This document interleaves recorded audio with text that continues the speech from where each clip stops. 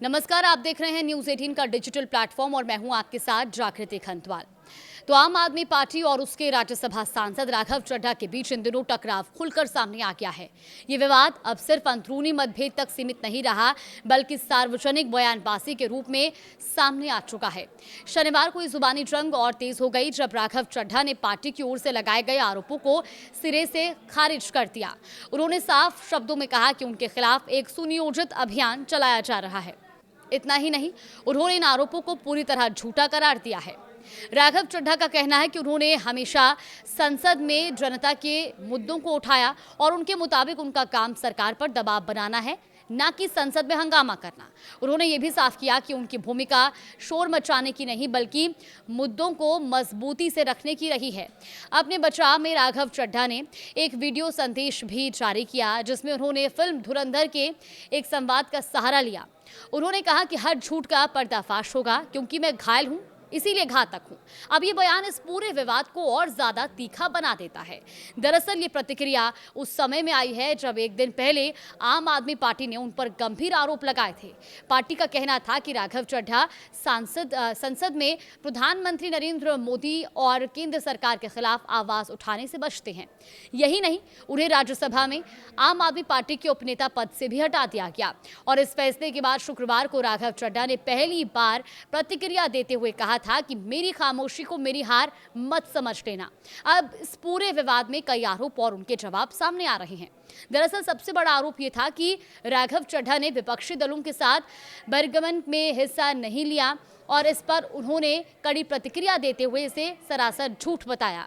उन्होंने अपने आलोचकों को खुली चेतावनी दी और चुनौती देते हुए ये भी कहा कि एक भी ऐसा उदाहरण पेश करें जहां विपक्ष के बरगमन के दौरान उन्होंने समर्थन ना किया हो।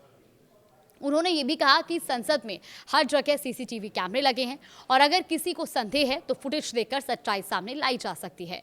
एक और आरोप ये भी लगाया गया कि उन्होंने मुख्य निर्वाचन आयुक्त से जुड़े एक प्रस्ताव पर हस्ताक्षर करने से इनकार किया।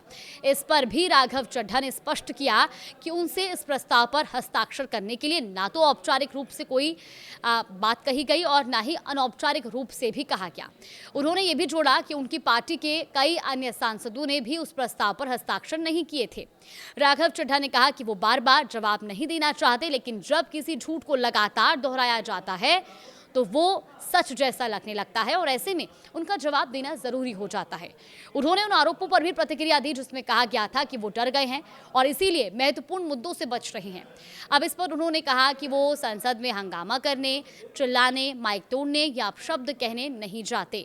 उनके मुताबिक उनका ध्यान हमेशा जनहित के मुद्दों पर रहा है। उन्होंने बताया कि संसद में उन्होंने जीएसटी, आयकर, दिल्ली में वायु प्रदूषण, पंजाब में जल संकट, सार्वजनिक स्वास्थ्य सेवाएं, शिक्षा, रेल, यात्रियों की समस्याएं और बेरोजगारी जैसे तमाम मुद्दों को उठाया। साथ ही महंगाई के मुद्दे पर भी उन्होंने मुखरता से जवाब दिया है।